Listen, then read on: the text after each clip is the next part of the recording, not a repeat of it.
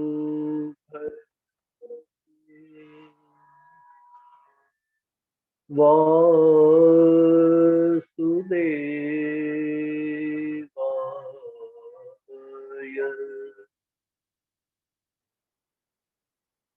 ॐ स्वस्ति श्री गणेशाय नमः। श्री सरस्वत्यै नमः। श्री गुरुभ्यो नमः। श्री वेद पुरुषाय नमः। वंशे विभूषितकरां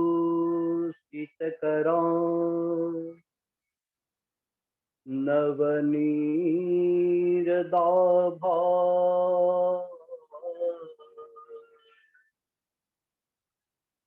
पीताम्बरारुणविं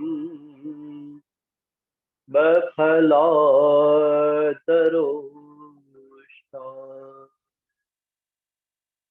पूर्णेन्दुसुन्दरमुखात् अरविन्दनेत्रा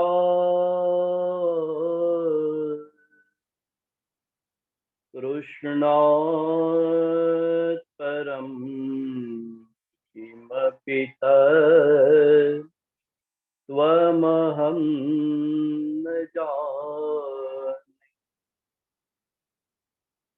कृष्ण त्वदीयपदपङ्कजपञ्जरान्ते अद्यैव मे विशतु मां नसराजहंस। प्राणप्रयाणसमये कफवातपित्तैः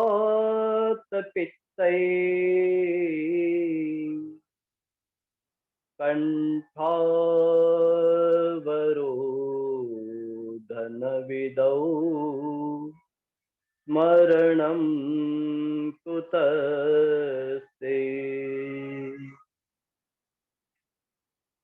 चिन्तासन्तान हन्तारो यत्पादाम्बुजरेण वः स्वीयानां तान्निजाचार्यान् प्रणमामि मुहुर्मुहुः। यदनुग्रहतो जन्तुः सर्वदुःखातिगो भवेत् तमहं सर्वदा वन्दे श्रीमद्वल्लभनन्दन। अज्ञानतिमिरान्धस्य ज्ञानाञ्जनशलाकया चक्षुरुन्मीलितं येन तस्मै श्री गुरवे नमः। नमामि हृदये शेषे लीलाक्षीराब्धिशायिनम् लक्ष्मी सहस्रलीलाभि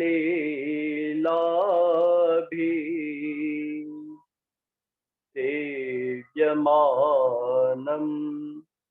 कलानिधिम् चतुर्भिश्च चतुर्भिश्च चतुर्भिश्च त्रिभिस्तथा षड्भिर्विराजते योऽसौ पंचधा हृदये मम। श्री गोवर्धन नाथ की जय। श्री गिरिराज धरण की जय।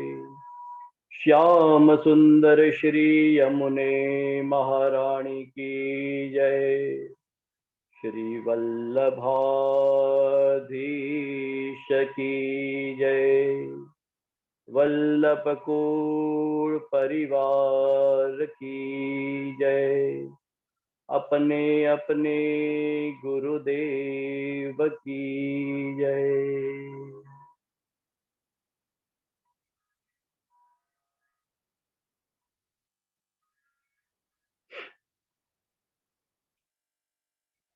परम कृपाळु श्री नंद नंदन अकारण करुणा वरुणालय भक्तवांछा कल्पतरु एवा श्री कृष्णचंद्રના પાદ પદ્મમાં સદૈન્ય ભાવથી દંડવત પ્રણામ કરી મારા માતા પિતા ગુરુ શ્રી વલ્લભના ચરણોમાં પણ દંડવત પ્રણામ કરી ઝૂમ મીટિંગના માધ્યમ દ્વારા નિહાળી રહેલા જેટલા પણ વૈષ્ણવો છે એ વૈષ્ણવોના હૃદયમાં વિદ્યમાન પુષ્ટિ પુરુષોત્તમને પણ પંચાંગ પ્રણામ કરી સૌ સંતજન મુનિજન હરિના પ્રિય એવા જનના ચરણોમાં પણ વંદન કરી અને આજના કથા પ્રવચનમાં આપણે મંગલ પ્રવેશ કર્યો. શ્રીમદ ભાગવત એ ભગવાનનું વાંગ્મય સ્વરૂપ છે. શ્રીમદ ભાગવત અને શ્રી કૃષ્ણમાં કોઈ ભેદ નથી. શ્રી કૃષ્ણ અને ભાગવત એક જ સ્વરૂપ છે. પરમાત્મા કૃષ્ણ એ ઘનીભૂત સ્વરૂપ છે અને શ્રીમદ ભાગવત એ શ્રાવ્ય સ્વરૂપ છે. શ્રીમદ ભાગવત કેવલ ગ્રંથ નથી પરંતુ પ્રભુને પામવાનો પંથ છે. સ્વરૂપના બે પ્રકાર બતાવ્યા, એક સેવ્ય સ્વરૂપ અને એક શ્રાવ્ય સ્વરૂપ. સેવ્ય સ્વરૂપ કયું? આપણા ઘરમાં આપણે નિત્ય સેવા કરતા હોય, મૂર્તિ હોય, વિગ્રહ હોય, જે સ્વરૂપ હોય જેનું આપણે અર્ચન કરતા હોઈએ તે સેવ્ય સ્વરૂપ કહેવાય. સેવ્ય સ્વરૂપમાં તકલીફ એટલી જ છે કે ત્યાં ધ્યાન આપણે વિશેષ રાખવું પડે. કેટલી જગ્યાએ મારી પધરામણી થાય હું જોઉં કે પરમાત્માનું સ્વરૂપ હોય ત્યાં પરમાત્માની પાસે દીવો એટલી મોટી જાર હોય અને પરમાત્માને કદાચ એ દીવાની જાર લાગતી હોય પણ સેવ્ય સ્વરૂપ કહી શકે નહીં. એ ધ્યાન આપણે રાખવું પડે. પણ કોઈ સદગુરુ હોય તો સદગુરુની વાત અલગ છે. આપણા જેવા સામાન્ય વ્યક્તિને સેવ્ય સ્વરૂપ કઈ ઉત્તર આપે. મને ખ્યાલ છે, મેં વાંચેલું છે કે એક વખત શ્રી વલ્લભ ઉજ્જૈન પધાર્યા. એક વૈષ્ણવના ત્યાં શ્રી વલ્લભ પધાર્યા. વૈષ્ણવ કહેવા લાગે કે હે ગુરુદેવ, આપ પધાર્યા છો, કૃપાનાથ આપ એવી કૃપા કરો, આજે મારા જે સેવ્ય સ્વરૂપ છે એની આજ આપ સેવા કરો. શ્રી વલ્લભે તે વખતે પ્રભુનું જે સેવ્ય સ્વરૂપ હતું તેની સેવા કરતા કરતા શ્રી વલ્લભ પ્રભુને કહેવા લાગ્યા કે પ્રભુ આનંદ મંગલ તો આપ છો ને કે છે. ત્યારે ઠાકોરજી એમ કહેવા લાગ્યા કે આપ તો બધું બરાબર છે પણ વૈષ્ણવ જ્યારે મને દૂધ અરુગાવે છે ત્યારે થોડી ઉતાવળ કરે છે અને મારે બહુ ગરમ ગરમ દૂધ અરુગવવું પડે છે. શ્રી વલ્લભ જતા જતા વૈષ્ણવને ટકોર કરતા જાય છે કે જ્યારે ઠાકોરજીને આપણે દૂધ અર્પણ કરો તેને શીત કરીને અર્પણ કરો. કોઈ સદગુરુ હોય તો સેવ્ય સ્વરૂપનો ભાવ મહિમા સમજી શકે, સામાન્ય વ્યક્તિ તે સમજી શકતો.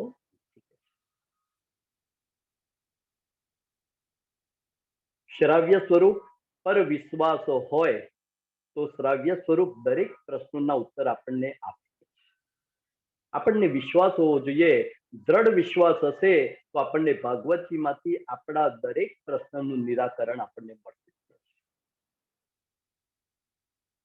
અને હું તો એમ કહેવા માંગુ છું વિશેષમાં કે ભાગવતની જે કથા છે ને એ જ ભગવાનનો મોબાઈલ નંબર છે. ભાગવતની કથા એ જ પરમાત્મા કૃષ્ણનો મોબાઈલ નંબર છે. કૃષ્ણને જો સંપર્ક કરવો હોય તો ભાગવતની અંદર મોબાઈલ નંબર આપેલો છે, સંપર્ક નંબર આપેલો છે. તમારે નોટ કરવું હોય તો નોટ કરી લો. ભગવાનનો ભાગવતજીમાં કયો મોબાઈલ નંબર આપ્યો છે તો હું આંકડા બોલું છું, લખો 1 2 3 3 5 1 8 0 0 0. મોબાઈલના આંકડા 10 હોય અને મેં આપને 10 આંકડા લખાવ્યા. ભાગવતની અંદર પ્રભુને પ્રાપ્ત કરવા માટેનો મોબાઈલ નંબર આપેલો. આપણને એમ થાય કે આ મોબાઈલ નંબર ક્યાં આપેલો છે, ત્યારે તમને જણાવું કે પહેલામાં પહેલું તો 1 2. આ ભાગવતના સ્કંદ કેટલા તો કહ્યું કે 12. પહેલા સ્કંદનું નામ અધિકાર લીલા.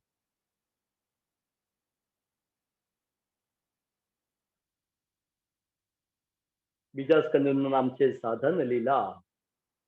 અત્ર સર્ગો વિસર્ગશ્ચ સ્થાન પોષણ મૂતયઃ મન્વંતરે શાનુ કથા નિરોધો મુક્તિરાશ્રય.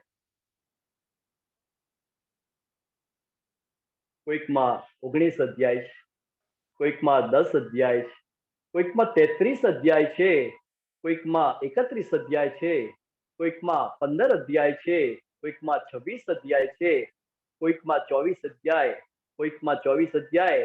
દસમ સ્કંદમાં તો 90 અધ્યાય છે, એકાદશ સ્કંદમાં 31 અધ્યાય અને 12મા સ્કંદમાં 13 અધ્યાય.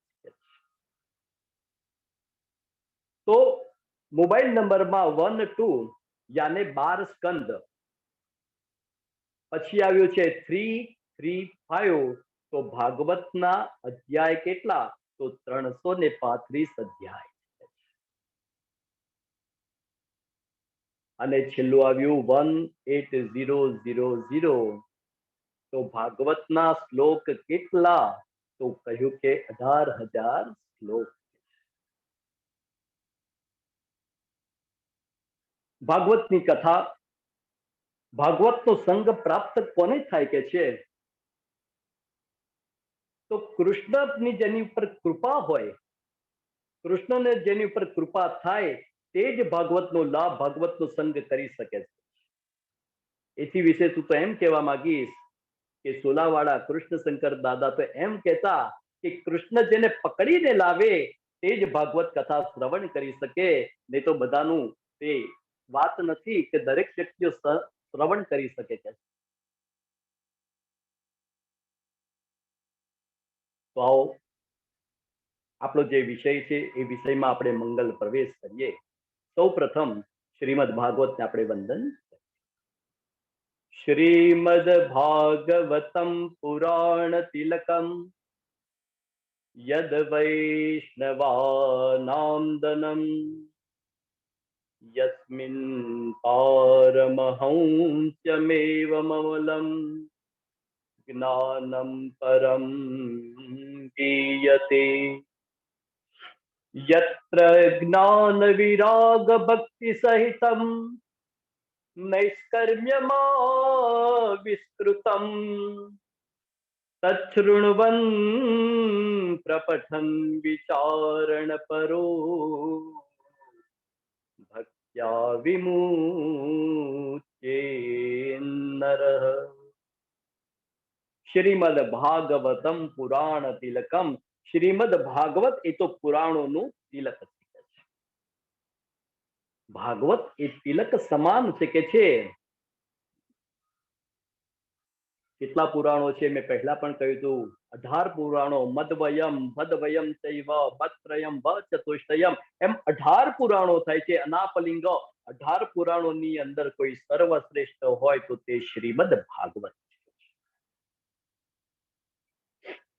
યદ વૈષ્ણવા નામ ધનમ, વૈષ્ણવોનું સાચું ધન કયું તો કહ્યું છે કે શ્રીમદ ભાગવત એ જ વૈષ્ણવોનું સાચું ધન. આપણે જોઈએ કે આપણા ઘરમાં જે દ્રવ્ય હોય, પૈસો હોય, આપણે પૈસાની આપણા દ્રવ્યની કેવી સાચવણી કરીએ છીએ. લોકર ખોલાઈએ, તિજોરીની અંદર ખૂબ સાચવીને મૂકીએ. સામાન્ય દ્રવ્યની અર્થની આપણે જો આટલી કાળજી રાખતા હોઈએ તો ભાગવત એ જ વૈષ્ણવનું સાચું ધન.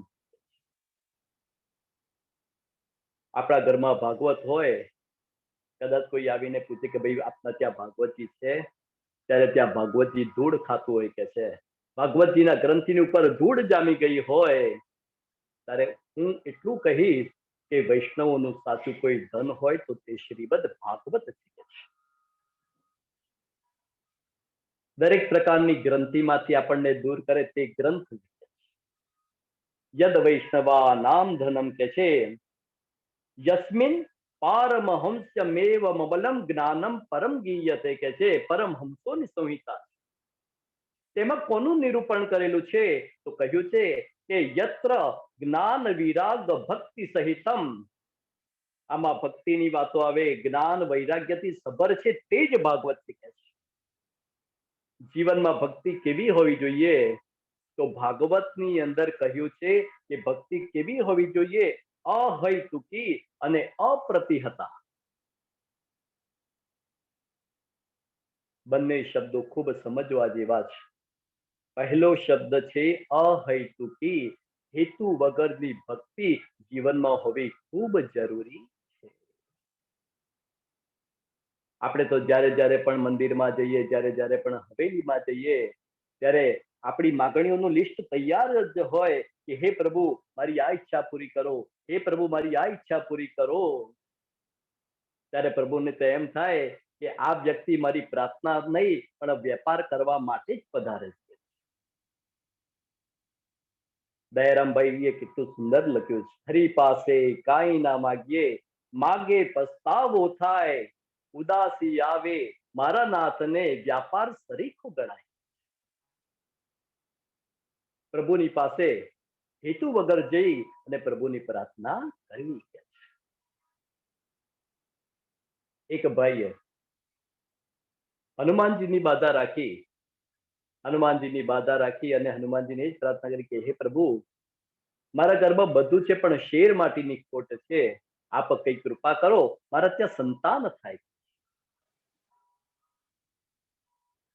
હનુમાનજીની તો કૃપા ઉતરી. પેલા ભાઈએ એવો સંકલ્પ કર્યો હતો કે હે પ્રભુ જો મારા ત્યાં સંતાન થશે તો હું આપને 10,000 ની ભેટ અર્પણ કરીશ. હનુમાન દાદાની એવી કૃપા થઈ કે તે ભાઈના ત્યાં સંતાન થયું. સંતાન ધીરે ધીરે મોટું થવા લાગ્યું અને પેલા ભાઈના પત્ની હતા, એ પત્ની કહેવા લાગ્યા કે અરે તમે હનુમાન દાદાની તમે સંકલ્પ લીધો છે, તેમની બાધા લીધી છે, આપણા ત્યાં સંતાન પણ થઈ ગયું છે, પણ હજુ બાધા તમે પૂર્ણ કરી નથી. બાધા જલ્દીથી પૂર્ણ કરો, નહીં તો ગદાવાળા છે છોડશે નહીં કે. ભાઈએ સંકલ્પ તો કરતા કરી દીધો, પણ જ્યાં 10,000 ચૂકવવાના આવ્યા અને ત્યાં તો પડસેવો રિજેક્ટ થયા કે કરવું શું કે. પણ આ તો કલયુગનો માનવી હતો કે છે, ઈશ્વરના બનાયેલા માણસો એ ઈશ્વરને છેતરે છે. ઈશ્વર એમ વિચારે કે મારા બનાયેલા મને બનાવે છે કે. પેલા ભાઈએ કર્યું શું, પેલા ભાઈએ પોતાના દીકરાનું નામ હનુમાન રાખી દીધું કે. પોતાના દીકરાનું નામ હનુમાન રાખી દીધું. એમણે પોતાના દીકરાનું બેંકમાં ખાતું ખોલાવ્યું અને એના ખાતાની અંદર 10,000 રૂપિયા જમા કરાવી દીધા અને ખાતામાં જમા કરાવી અને સીધો હનુમાનજીના મંદિરે પહોંચી ગયા અને બે હાથ જોડીને કહેવા લાગ્યા કે હે હનુમાનજી મહારાજ, હું મારા સંકલ્પમાંથી મુક્ત થઉં છું. આપને વિશ્વાસ ના હોય તો બેંકમાં જઈ અને આપ જોઈ શકો છો કે આપના નામ પર મેં 10,000 રૂપિયા મૂકી દીધા છે. ઈશ્વરનો બનાવેલો માણસ એ ઈશ્વરને છેતરે છે કે છે. સંતો એમ કહે છે કે ભક્તિ કેવી હોવી જોઈએ? તો અહૈતુકી ભક્તિ હોવી જોઈએ, જેમાં હિતનો ભાવ હોવો જ ના જોઈએ કે છે. અને બીજો શબ્દ છે અપ્રતિહતા. અપ્રતિહતાનો મતલબ થાય છે તૈલ ધારવત. જ્યારે તેલ આપણે કાઢવાનું હોય તો આપણે કેટલું ધ્યાન રાખીએ છીએ કે તેલ નીચે ઢોળાય નહીં. તેમાં જેટલી એકાગ્રતા હોય ભક્તિમાં તેટલી એકાગ્રતા હોવી જરૂરી છે. સાસુમાં માળા કરતા હોય, શ્રી કૃષ્ણ શરણમ મમા, શ્રી કૃષ્ણ શરણમ મમા. અરે વહુ બાબલો રડે છે, શ્રી કૃષ્ણ શરણમ મમા, શ્રી કૃષ્ણ શરણમાં. અરે વહુ કુકરની સીટી વાગી, શ્રી કૃષ્ણ શરણમ મમા. અને આમ કરતા કરતા માળા કરે ત્યારે મને કહો કે આ ભક્તિ ક્યાં જઈને ફળવાની છે? અપ્રતિહતા ભક્તિ તૈલ ધારવત. જ્યારે ભક્તિ કરો ત્યારે બીજી કોઈ જગ્યાએ ધ્યાન ન હોવું જોઈએ. ભક્તિ એને અપ્રતિહતા ભક્તિ કહેવાય. બીજો શબ્દ છે ઉસ્ફૂર્ય ભક્તિ. આજે મેં મારા ઠાકોરજીને આ લાડ લડાવ્યા છે તો આવતીકાલે મારા ઠાકોરજીને હું શું આરોગાવીશ, મારા ઠાકોરજીને હું શું લાડ લડાવીશ. જેમ ભક્તિમાં રોજે રોજ અભિવૃદ્ધિ થાય તો સમજવાનું કે મારા જીવનમાં અપ્રતિહતા ભક્તિ પ્રગટી રહી શકે છે. તો જીવનમાં ભક્તિ કેવી હોવી જોઈએ? અહૈતુકી અને અપ્રતિહતા ભક્તિ હોવી જોઈએ. તો કહ્યું છે કે યત્ર જ્ઞાન વિરાગ ભક્તિ સહિતમ નૈષ્કર્મ્યમાં વિસ્તૃતમ. કથાથી જ જીવનની વ્યથા દૂર થશે કે છે. કથાથી જીવનની વ્યથા દૂર થશે, કથાથી કૃષ્ણ ભક્તિની પ્રથા પથરાશે કે છે. આપણને એમ થાય કે આ કથા ક્યાંથી પ્રગટ થઈ? તો વ્યાસજીની જે વ્યથા હતી તે વ્યથામાંથી આ કથા પ્રગટ થઈ છે. વ્યાસજીએ 17 પુરાણોની રચના કરી. એક વેદના 4 વિભાગ કર્યા, 4 વેદ તેમને બનાવ્યા, છતાં પણ તેમના મનને શાંતિ થઈ નહીં. અને નારદજી તો તે વખતે પધાર્યા. નારદજીનો સત્સંગ થયો અને ત્યાં તો કહેવાય છે કે સત્સંગના કારણે વ્યાસજીની જે વ્યથા હતી એ વ્યથામાંથી કથા તૈયાર થઈ. વ્યાસજીને જે શોક હતો તેમાંથી આ શ્લોક તૈયાર થયા. વ્યાસજીની આંખમાંથી નીકળેલા પાણીની આ વાણી જે કે છે આ ભાગવત એ કોઈ સામાન્ય છે નહીં. માટે કહે છે કે તત્શૃણવન, માટે ખૂબ શાંતિથી કથાનું શ્રવણ કરો. કથા કેવલ શ્રવણ કરવાની નથી. કેટલાક લોકો એમ કહે કે અમે અમારા જીવનમાં કેટલી કથાઓ સાંભળી નાખી શકે છે, પણ કથા ખરેખર સાંભળીને નાખવા માટે નથી, કથા તો સાંભળીને રાખવા માટે છે. માટે ફક્ત શ્રવણ નહીં, શ્રવણ, મનન, ચિંતન અને નિધિધ્યાસન જીવનમાં થશે તો એ કથા સાંભળ્યાનું સાર્થક થશે. ભાગવતજીની અંદર આપણે સૌ જાણીએ છીએ કે ભાઈ પૃથુ રાજાનું ચરિત્ર આવે છે. તો પૃથુ રાજાએ જ્યારે પ્રગટ થયા ત્યારે પૃથુ રાજાએ ભગવાન પાસે શું માંગ્યું કે મને કથા શ્રવણ કરવા માટે 10,000 કાન અર્પણ કરો. આપણને એમ થાય કે 10,000 કાન વાળો વ્યક્તિ લાગે કેવો, પણ પૃથુ રાજાનો માગવાનો મતલબ એ હતો કે 10,000 કાનની જે શ્રવણ શક્તિ છે એટલી શ્રવણ શક્તિ મારા આ 2 કાનમાં તમે અર્પણ કરો. આપણે તો 2 કાનથી પણ કથા શાંતિથી શ્રવણ કરતા નથી, તો પછી 10,000 કાનની શક્તિ લઈને કરવું છે શું? માટે કહ્યું છે તત્શૃણવન, ખૂબ શાંતિથી કથા શ્રવણ કરો. પછી કહ્યું છે પ્રપઠન, બને તો નિત્ય ભાગવતજીનું પઠન કરવું, નિત્ય પઠન કરવું. પણ મનના એવા એવા દોષો છે, 8 પ્રકારના દોષ બતાવ્યા. અસાધુ, કામાતુરમ, ભયાતુરમ, હર્ષાતુરમ, શોકાતુરમ કે છે. મનના આ બધા દોષ બતાવ્યા કે છે. એક ભાઈએ એવો નિયમ રાખ્યો કે હું નિત્ય ભગવતજીનો પાઠ કરીશ કે છે, રોજ 1 અધ્યાયનું પઠન કરીશ કે છે. એક દિવસ બન્યું એમ કે તે ભાઈને બહાર ગયા હતા અને બહાર ગામથી મોડી રાત્રે પોતાના ઘરે આવ્યા. ખૂબ મોડું થયું, જમવાનું બાકી હતું અને ત્યાં તો ભાગવતજીનો ગ્રંથ લઈ અને હોંશે હોંશે ભાઈ તો બેસી ગયા પાઠ કરવા. પણ ત્યાં તો જ્યારે ગ્રંથ ખોલીને જોયું, ઓહો, આજનો અધ્યાય તો ખૂબ મોટો છે કે છે. ત્યાં તો મણિરામે એવી અંદરથી સૂચના આપી કે આજે ખૂબ થાકેલો છે, આજે તું એમ કર, આજે 1 શ્લોક વાંચીને તું સૂઈ જા કે છે, અને આજનો જે અધ્યાય છે એ તું કાલે કરજે કે છે. મણિરામે તરત સૂચના આપી, તેની પાછળ આત્મારામે તરત સૂચના આપી કે ગમે તેટલો થાકેલો હોય પણ તારો જે નિયમ છે એ નિયમનો ભંગ થવો જોઈએ નહીં. અને ત્યાં તો મણિરામ કહેવા લાગ્યા કે આજે છોડી દે, અને આત્મારામ કહેવા લાગ્યા કે આજનો નિયમ પૂર્ણ કર. અને બંનેના ઝઘડાની અંદર મન એક ગુરુ બની ગયો છે અને આત્મા ચેલો બન્યો છે. ભાઈને એમ થયું કે આજે ખૂબ થાકેલો છું, અને ત્યાં તો ભાગવતજીનો ગ્રંથ બંધ કરી અને જય ગોદડેશ્વર, અને ત્યાં ભાઈ તો સુઈ ગયા. આ મનના બધા દોષ બતાવ્યા. બને તો પ્રપઠન, નિત્ય ભાગવતજીનું પઠન કરવું. 1 અધ્યાય ના થાય તો કમસે કમ 1 શ્લોકનું પણ વાંચન કરવું. ભાગવતજી તો એમ કહે છે કે 1 શ્લોકનું પણ વાંચન ના કરો તો કમસે કમ અડધા શ્લોકનું પણ વાંચન કરો. અરે, અડધા શ્લોકનું પણ વાંચન ન થાય તો કમસે કમ 1 પદ, 1 ચરણનું પણ કમસે કમ તમે વાંચન કરો, પણ નિત્ય તેનો પાઠ થવો જોઈએ. મુંજાયેલાને માર્ગ દે તે ભાગવત કે છે, તપેલાને શીતલ કરે તે ભાગવત, જીવન વનને વૃંદાવન બનાવે તે ભાગવત, સકામને નિષ્કામ બનાવે તે ભાગવત, અને નિષ્કામને કૃષ્ણ કામ બનાવે તે જ ભાગવત કે છે. માટે ભાગવતજીનું અવશ્ય સેવન કરવું જોઈએ કે છે. નિરંતર શ્રવણ કરવા માટેની આપણી તત્પરતા છે, પહેલામાં પહેલો તો એ પ્રશ્ન થવો જોઈએ. આપણને ભક્તિ માટે, ભાગવતજીના શ્રવણ માટે આપણને પ્યાસ છે, ભાગવતજી માટે આપણને પ્રેમ છે. જ્યાં સુધી ભક્તિની તરસ, મુક્તિની તરસ નહીં હોય ત્યાં સુધી તેના પ્રત્યે પ્રેમ ક્યાંથી થશે?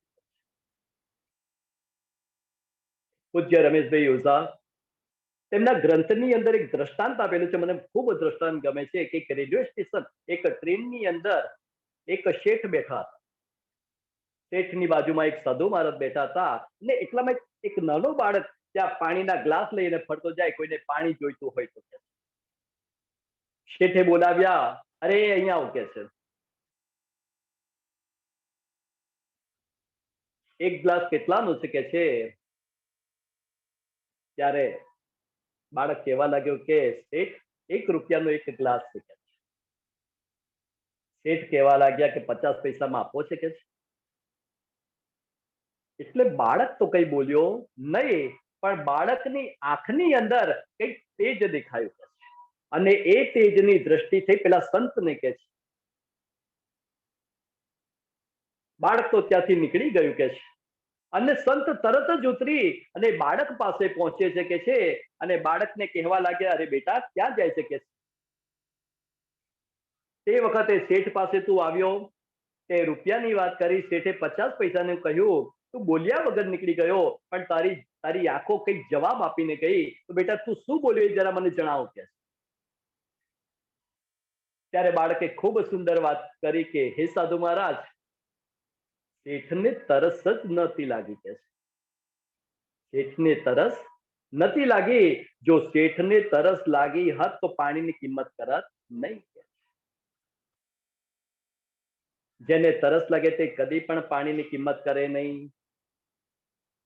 એમ ભાગવતજીની તરસ, આ ભક્તિની તરસ અને મુક્તિની તરસ હશે તો જ ભાગવતજી માટે આપણને પ્રેમ ઉભો થશે, નહીં તો ઉભો થશે નહીં.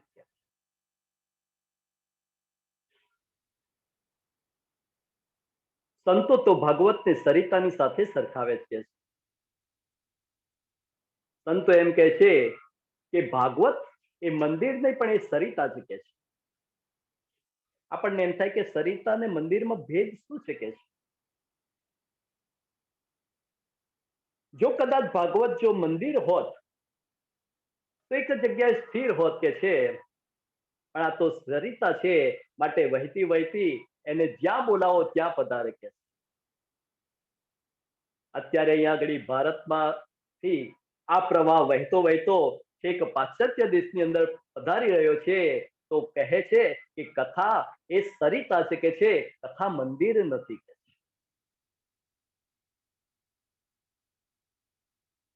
જો કદાચ કથા મંદિર હોત તો તેના નિશ્ચિંત સમય જવું પડત. તેનું સમયનું મર્યાદા હોય કે છે, ગમે ત્યારે મંદિરમાં જવાય નહીં.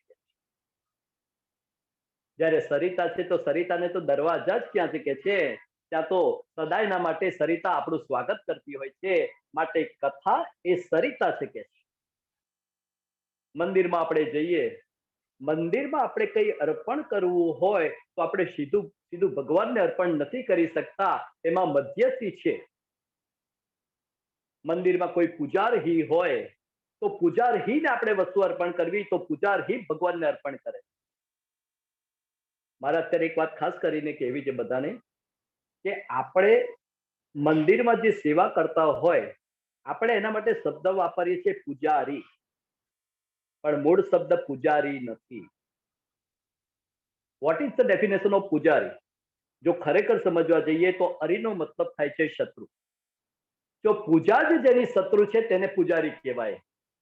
તો મૂળ શબ્દ છે પૂજારહી, જે અહર્નિશ પૂજા કરે છે, જે અહર્નિશ પૂજામાં પ્રેમ કરે છે, માટે મૂળ શબ્દ છે પૂજારહી. તો કહ્યું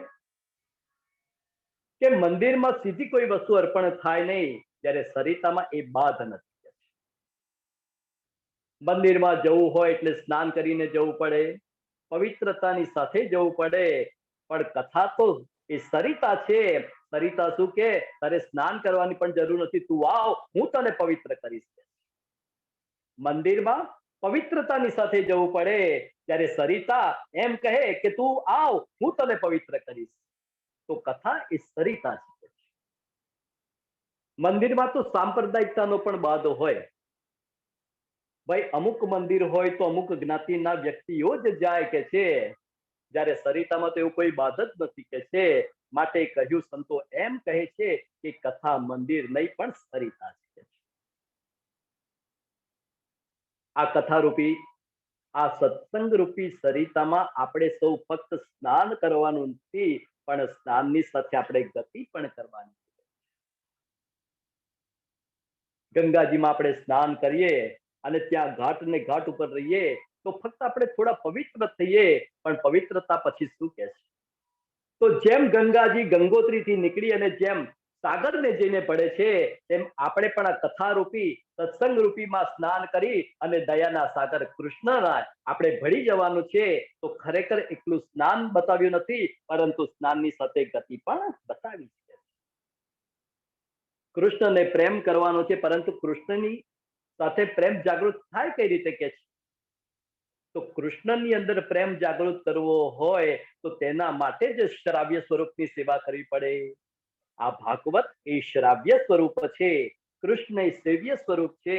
જો કૃષ્ણમાં પ્રેમ જગાડવો હોય તો જ્યાં સુધી કૃષ્ણનું આપણે લીલા ચરિત્ર શ્રવણ નહીં કરીએ ત્યાં સુધી કૃષ્ણ પ્રત્યે આપણને પ્રેમ થવાનો નથી. શ્રાવ્ય સ્વરૂપના સેવનથી જ સેવ્ય સ્વરૂપમાં આપણને દ્રઢ પ્રીતિ થાય શકે છે, ભક્તિમાં અભિવૃદ્ધિ થાય છે. માટે સંગ એવો કરવો જે આપણને ભક્તિમાં ઓતપ્રોત કરે છે.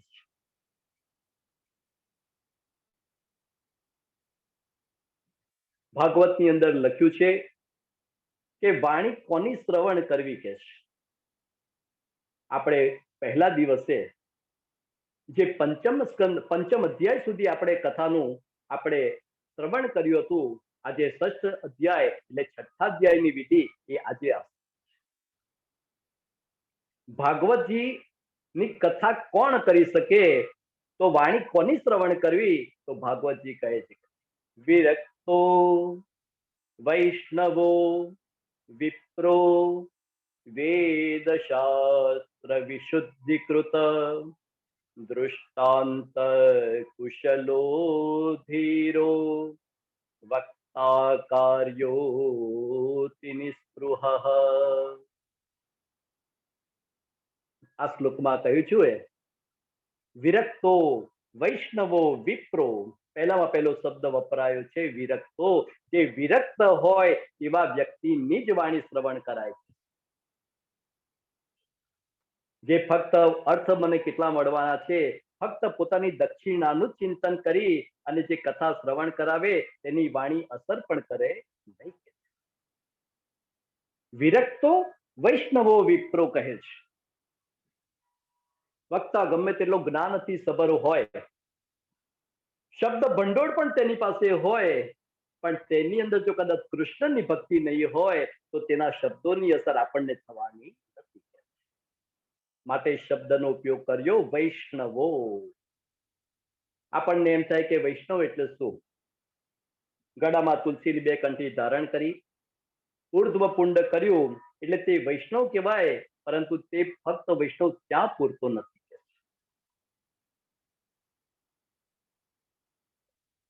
આપણને જે કૃષ્ણમાં પ્રીતિ જગાડે, જે પોતે પણ વિષ્ણુમાં રત હોય, વિષ્ણુની ભક્તિ અવિરત કરતો હોય, તેવા વ્યક્તિની વાણી આપણને અસર કરે. ગમે તેવા વ્યક્તિની વાણી શ્રવણ કરો અને જે અર્થને જ પ્રાધાન્યતા આપી અને કથા કરાવે તો એમ થાય આ તો ડોક્ટર જેવી વાત થાય કે છે કે ભાઈ દર્દ પણ રહે, દર્દી પણ રહે અને ડોક્ટરનો વ્યવસાય ચાલ્યા કરે. ગામની અંદર એક વૈદ્ય, બીજું કોઈ વૈદ્ય હતું જ નહીં. એ વૈદ્યએ પોતાના દીકરાને સારામાં સારું ડોક્ટરેટ થવા માટે વિદેશમાં મોકલ્યો. દીકરો તો ભણી ગણીને કેટલા વર્ષો પછી પાછો ગામમાં આવ્યો. એક દિવસ બન્યું એમ કે જે વૈદ્ય હતા તે બહાર ગામ ગયા અને તેની જગ્યાએ તેનો દીકરો બેઠો હતો. ગામનો એક વ્યક્તિ આવ્યો, તેને ખરજવાનો રોગ થયો હતો અને કહેવા લાગ્યા કે આમ તો બાપુજી મારી તપાસ કરે છે, પણ બેટા આજે આ તકલીફ થઈ છે તો બેટા તું આનું કંઈક નિરાકરણ કર. દીકરાએ તો ગોળીઓ લખી આપી અને પેલા ભાઈ તો ત્યાંથી જતા રહ્યા કે છે. 1 દિવસ 2 દિવસ 3 દિવસ પછી બાપુજી જયારે પધાર્યા અને તે જ સમયે પેલો જે ખરજવું થયું હતું તે વ્યક્તિ પેંડાનું બોક્સ લઈને આવ્યો. પેંડાનું બોક્સ લઈને આવ્યા અને વૈદ્યને કહેવા લાગ્યા કે હે ડોક્ટર સાહેબ, તમારો દીકરો તો ખૂબ હોશિયાર છે કે છે. આટલા વર્ષોથી મારો જે ખરજવાનો રોગ નતો મટતો એ તમારા દીકરાએ મને 3 દિવસમાં મટાડી દીધો છે. તે વખતે તો વૈદ્ય કઈ બોલ્યા નહીં, પણ તે ભાઈના ગયા પછી આ વૈદ્યએ પોતાના દીકરાને ખેંચીને તમાચ મારી. દીકરો તો સજ્જડ થઈ ગયો. એને થયું કે પિતાએ મને લાફો કેમ માર્યો? ત્યારે વૈદ્ય કહેવા લાગ્યા કે બેટા, આ તે ડોક્ટરેટ કરી છે ને, આ ડોક્ટર તે આ લોકોની ઉપર જ કરી શકે છે. આ લોકોનો રોગ રહ્યો છે માટે તું ડોક્ટર બની શક્યો છે. આવા જો ડોક્ટર હોય તો દર્દ પણ રહે, દર્દી પણ રહે અને ડોક્ટરનો વ્યવસાય ચાલ્યા કરે. માટે પહેલામાં પહેલો શબ્દ આવ્યો છે વિરક્તો વૈષ્ણવો વિપ્રો કે છે.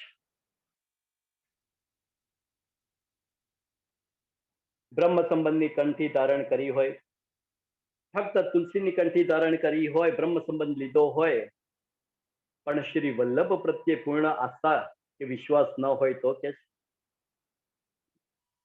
જ્યાં સુધી શ્રી વલ્લભના ચરણનો આશ્રય નથી કરતા, જ્યાં સુધી શ્રી કૃષ્ણના ચરણનો આશ્રય નથી કરતા, ત્યાં સુધી પ્રીતિ ક્યાંથી જાગે?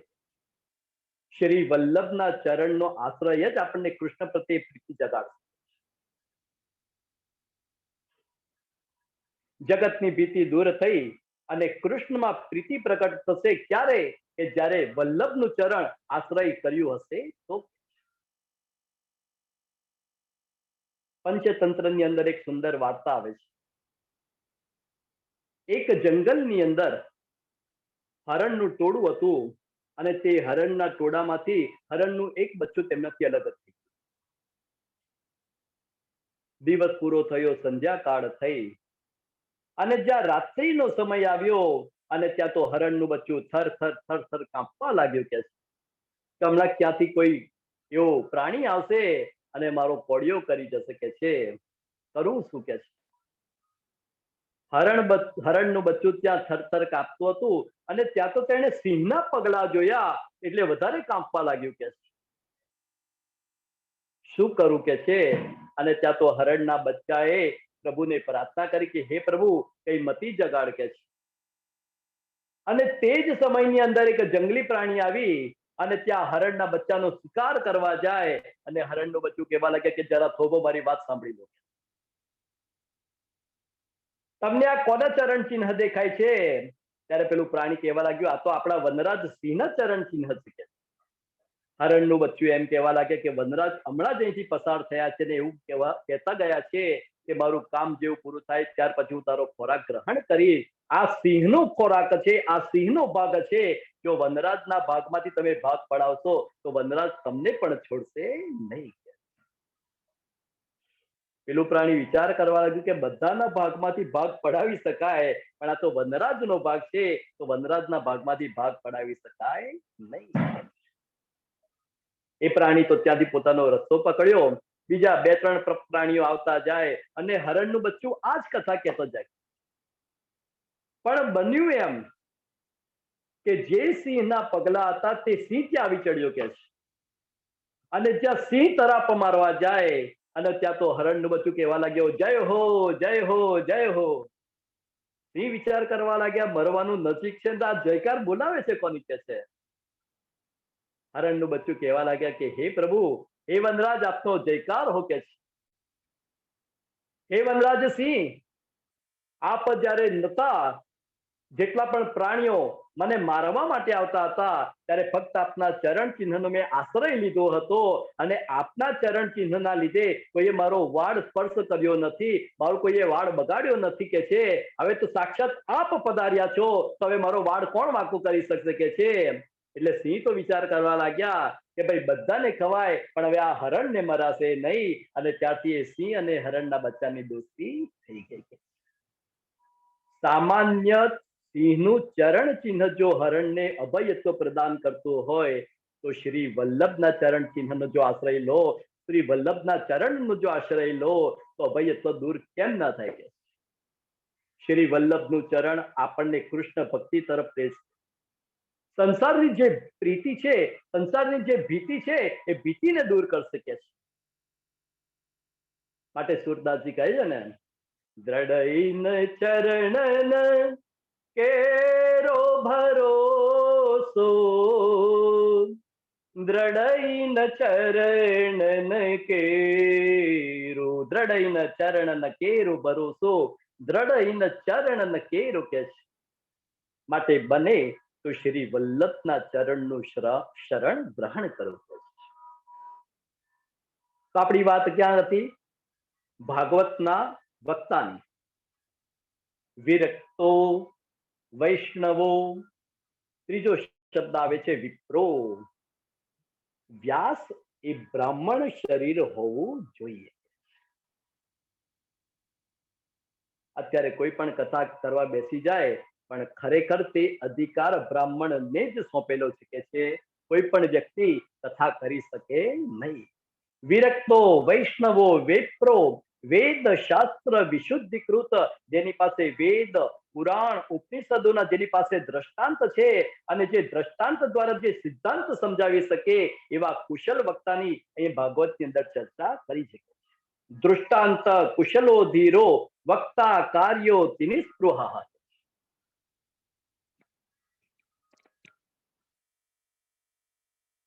અહીંયા વૈષ્ણવ શબ્દનો ઉપયોગ કેમ થયો છે કે આપણને એમ થાય કે ભાઈ વક્તા વૈષ્ણવ કેમ હોવો જોઈએ? કદાચ વક્તા જો પોતે શિવ ભક્ત હશે, વક્તા કદાચ કોઈ શાક્ત ભક્ત એટલે કે માતાજીનો ભક્ત હશે, તો કદાચ એમ બની શકે કે ભાગવતની કથાને કૃષ્ણની કથાને બને એટલો કદાચ ન્યાય ન મળી શકે કે છે. માટે અહીંયા કડી વક્તા કેવા જોઈએ? તો વિરક્તો વૈષ્ણવો વિપ્રો કહે છે, જે કૃષ્ણના ચરિત્રને પૂર્ણ ન્યાય આપી શકે કે એવી સુંદર ચર્ચા થઈ. ત્યાર પછી વાત કરી કે પહેલું તો કથાનું આયોજન કરો એટલે ગણેશજીનું સ્થાપન કરવું પડે. બધા સ્થાપન કરી લક્ષ્મીનારાયણની મૂર્તિ ત્યાં સ્થાપિત કરવી પડે અને ત્યાં 7 દિવસનો જે સંકલ્પ છે એ 7 દિવસના સંકલ્પની અંદર યજમાને કેટલાક નિયમો ધારણ કરવાના છે. બને તો એક ફળની ઉપર કથા શ્રવણ કરવી, 7 દિવસની અંદર કંઈ પણ ખાવું નહીં એવો નિયમ પ્રધાન સુરતા કરી શકે. અને કદાચ ઉપવાસ જો બાધ્ય રૂપ થતો હોય તો એક ટાઈમ ભોજન લઈને પણ શ્રોતા કથાનું શ્રવણ કરી શકે. ગુસ્સાનો ત્યાગ કરો, નિંદાનો ત્યાગ કરો, કારણ કે ભાગવતની કથાની અંદર ભાગવતની કથા એ તો કલ્પ વૃક્ષ છે કે છે. એ કલ્પ વૃક્ષની નીચે બેસી તમારા જે સંકલ્પો હશે એ સંકલ્પ તમારા સિદ્ધ થશે. ભાગવતની પણ જ્યાં કથા થાય, જ્યાં સત્સંગની કથા થાય અને જ્યાં બેઠા હો તો તે સામાન્ય જગ્યા નથી, તે કલ્પ વૃક્ષ કહેવાય. આપણને એમ થાય કે કલ્પ વૃક્ષ એટલે શું? તો આપણા દરેક સંકલ્પો જે પૂર્ણ કરે કે છે તેને કલ્પ વૃક્ષ કહેવાય. મારી દરેક કથામાં હું આ દ્રષ્ટાંત કહું છું કે એક ખેડૂત કામ કરી અને થોડો શ્રમિત થયો, એક વૃક્ષના નીચે બેઠો. એને એમ થયું કે ખૂબ શ્રમિત થયો છું, થોડું મને જલ મળી જાય તો કેમ સારું કે છે. અને આટલું બોલતાની સાથે ત્યાં પાણીની ઢેચકી તૈયાર. ખેડૂત કશું વિચાર નથી કરતો, પાણી પીધું અને એને એમ થયું કે ભાઈ પાણી તો મળી ગયું, પણ કંઈક શાક રોટલા જેવું કંઈક વ્યવસ્થા થઈ જાય તો કેવું સારું. અને આટલું વિચારતાની સાથે ત્યાં તો 32 જાતના શાક અને 36 જાતના પકવાન તૈયાર. ખેડૂત વિચાર નથી કરતો કે આ બધું આવે છે ક્યાંથી. એને તો વ્યવસ્થિત રીતે ભોજન કર્યું એટલે ઊંઘ આવી, એટલે વિચાર કરવા લાગ્યા કે સરસ મજાની એકાદ સાદડી મળી જાય તો કેવું સારું. અને આટલું બોલતાની સાથે સરસ મજાની ઢોયણી તૈયાર મળી. ખેડૂત વિચાર કર્યા વગર ત્યાં આરામ કર્યો અને જ્યારે જાગ્યો ત્યારે પહેલો પ્રશ્ન એને એ થયો કે અરે આ બધું આવે છે ક્યાંથી કે છે? હું ફક્ત બોલું છું અને આ બધી વસ્તુ પ્રગટ ક્યાંથી થાય છે? મને એમ લાગે છે કે આ વૃક્ષમાં કઈ હોવું જોઈએ. આ વૃક્ષમાં કદાચ જો કોઈ પ્રેત હશે અને મને મારી નાખશે તો? અને આટલું બોલતાની સાથે પ્રેત પ્રગટ થઈ અને ખેડૂતને મારી પણ નાખ્યો. એ ખેડૂત જે વૃક્ષની નીચે હતો તે વૃક્ષ સામાન્ય વૃક્ષ હતું નહીં, તે કલ્પ વૃક્ષ હતું. કહેવાનો મતલબ એ છે કે કલ્પ વૃક્ષની નીચે બેસીને જે વિચાર સાથે તમે કથા શ્રવણ કરો તેવું આપણને પ્રાપ્ત થાય. માટે ખૂબ ટૂંકની અંદર, સમય પણ ઓછો હતો એટલે સારું આપને કથા શ્રવણ કરાવી. ઓનલાઈન ઝૂમ મીટિંગ દ્વારા આ મારો પ્રથમ પ્રસંગ છે. હજુ સુધી મેં આ રીતે કથા કરી નથી અને આ બધો શ્રેય એક તો મંડળને અને વિશેષ કરીને સેજલબેનને જાય છે કે આપે મને એક ચાન્સ આપ્યો, કૃષ્ણની કથા કહેવા માટેનો મને જે અવસર મળ્યો એના માટે આપને ખૂબ ખૂબ સાધુવાદ છે, શુભાશીષ છે કે આપ આવા ને આવા સત્કાર્ય ધર્મ કાર્ય થતા રહે અને બસ આ ભક્તિનો પ્રવાહ આ રીતે બસ વહેતો રહે. બસ એ જ આશીષ સાથે મારી વાણીને વિરામ કરું છું. પ્રભુને એ જ પ્રાર્થના કરી કે જેટલા પણ કથા શ્રવણ કરી રહ્યા છે તે લોકોના જીવનમાં કૃષ્ણની ભક્તિ પ્રાપ્ત થાય, તેમનું જીવન તેમનું ભક્તિ તરફ વળે અને મતિ રતિ અને પ્રીતિ એ સદાયના માટે કૃષ્ણમાં રહે. બસ આટલા જ વચન સાથે મારી વાક પુષ્પ હું પરમાત્માના ચરણોમાં અર્પણ કરી અને મારી વાણીને વિરામ અર્પણ કરું છું. નારાયણ.